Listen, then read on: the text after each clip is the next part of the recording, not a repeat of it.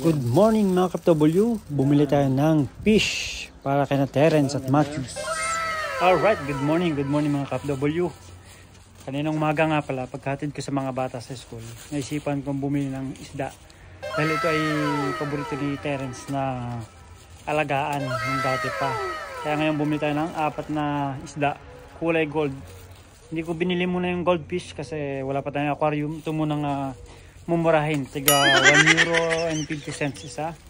Bali apat ating kinuha, iba't ibang kulay. May dark, may black, may pink ba yun? Flesh, saka may kulay gold o pula. Yan. Bumili na tayong patoka para pagdating ng Terence makita nila meron na silang fish na alagaan. So natin bibili na aquarium pala. Dito muna natin ilalagay sa botilya. At ito na nga, nakapaghanda na tayo ng 2 botelya. Pinutol ko muna yung mga ka-FW. Ating ilalagay na dito sa ating lalagyan. Yan. Diba, ang ganda. Dapat yan. Hop, ipit. Doon tayo patuka. Ang problema ay paano natin ilalagay.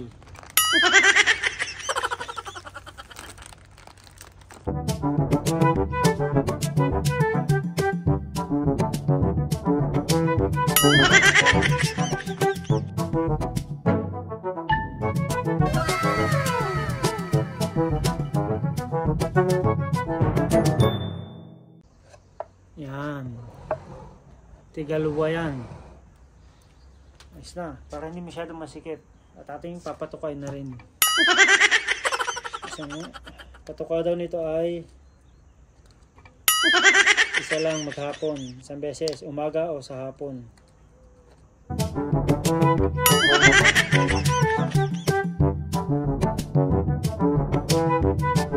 Lagyan na nga natin ng mga pakain ng isda. 1 times a day lang, sa hapon o sa umaga. Ito na nga ating mga alagang isda. Yan, sa loob. Ganda ng kulay, no? Yan, bali nag-aaway na sila. Kasi masyadong maliit ang lalagyan. Bali may aquarium tayo, bibili nila kaya pala ng aquarium. Kulang pala.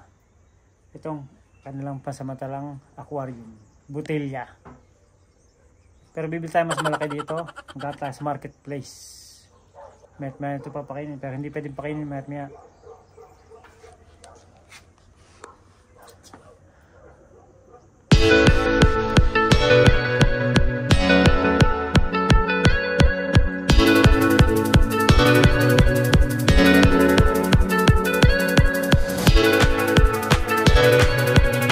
At ayan mga ka-FW. Diyan muna natin ilagay sa may taas, sa loob kasi yan medyo malamig sa labas. Kumakain na sila ngayon, aking mga nilagay sa kanina. Oh. Kita nyo. Yan.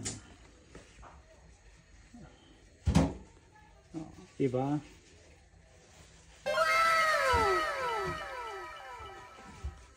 Kaya magandang ilagay ito. Bali dito muna to pansamantala. Magkakaroon tayo ng aquarium sa marketplace. Mas medyo malaki lang.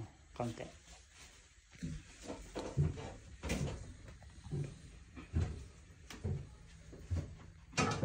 Don't forget to follow, like, and share about FW Military. Sigurado matutuwa ang mga anak nito sa aking binili. Pasalubong sa kanila ang fish.